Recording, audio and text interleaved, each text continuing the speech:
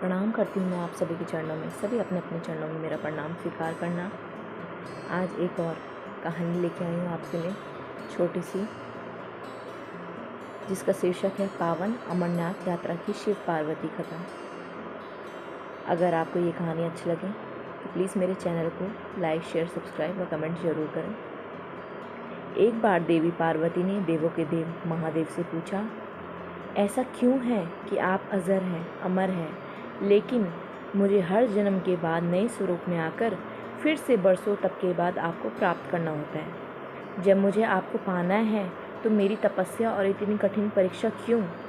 आपके कंठ में पड़ी नर मुंडमाला और अमर होने के रहस्य क्या है? महादेव ने पहले तो देवी पार्वती के उन सवालों का जवाब देना उचित नहीं समझा, लेकिन पत्नी हट के कारण कुछ गूढ़ रहस्य उन्हें बताने पड़े। शिव महापुराण में मृत्यु से लेकर अजर अमर तक के कई प्रसंग हैं, जिनमें एक साधना से जुड़ी अमर कथा बड़ी रोचक है, जिसे भक्तजन अमरत्व की कथा के रूप में जानते हैं। हर वर्ष हिम के आलय हिमालय में अमरनाथ, कैलाश और मानसरोवर तीर्थ स्थलों में लाखों श्रद्धालु पहुंचते हैं, सैकड़ों किलोमीटर की पैदल यात्रा करते हैं। क्यों? यह विश्वास यूं ही नहीं उपजा। शिव के प्रिय अधिक मास अथवा आषाढ़ पूर्णिमा से श्रावण मास तक की पूर्णिमा के बीच अमरनाथ यात्रा भक्तों को खुद से जुड़े रहस्यों के कारण और प्रासंगिक लगती है। पौराणिक मान्यता के अनुसार अमरनाथ की गुफा ही वह स्थान है जहां भगवान शिव ने पार्वती को अमर होने के गुप्त रहस्य बतलाए थे। उस दौरान वहां उन दो दिव्य ज्योति के अलावा तीसरा कोई प्राणी नहीं था, न महादेव का नंदी और न ही उनका नाग, न सिर पर गंगा और न ही गणपति कार्तिकेय। गुप्त स्थान की तलाश में महादेव ने अपने वाहन नंदी को सबसे पहले छोड़ा। नंदी जिस जगह पर छूटा उसे ही पहलगाम कहा जाने लगा। अमरनाथ यात्रा यहीं से शुरू होती है। यहाँ से थोड़ा आगे चलने पर शिवजी ने अपनी जटाओं से चंद्रमा को अलग कर दिया। जिस जगह ऐसा किया वह चंदनवाड़ी कहलाती है। इसके बाद गंगा जी को पंचतरणी और कंठाभूषण सर्पों को शेषनाग पर छोड़ दिया।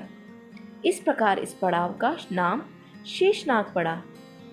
अमरनाथ यात्रा में पहलगाम के बाद अगला पड़ाव है गणेश टॉप। मान्यता है कि इसी स्थान पर महादेव ने पुत्र गणेश को छोड़ा। इस जगह को महागुणा का पर्वत भी कहते हैं। इसके बाद महादेव ने जहाँ पिस्सू नामक कीड़े को त्यागा वह जगह पिस्सू घाटी है। इस प्रकार महादेव ने अपने पीछे जीवनदायिनी पांचों तत्वों को स्वयं से अलग किया। इसके पश्चात पार्वती संग एक गुफा में महादेव ने प्रवेश किया। कोई तीसरा प्राणी यानी कोई भी व्यक्ति, पशु या पक्षी गुफा के अंदर घुस कथा को सुन ना सके, इसलिए उन्होंने चारों ओर अग्नि प्रज्वलित कर दी। फिर महादेव ने जीवन के गुण रहस्य की कथा शुरू कर दी।